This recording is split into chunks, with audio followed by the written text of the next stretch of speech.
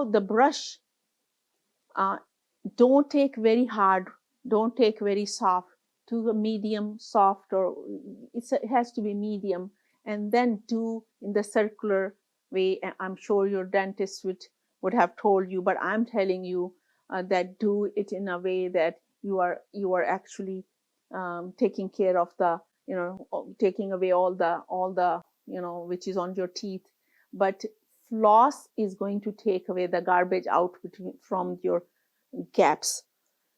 So if you feel like your mouth is smelling, it means that you have your gums problem. You need to see the doctor, because then if you have, we call it gingivitis, it means that your gum has some disease, and that is why it's giving you problem, it's giving you smell.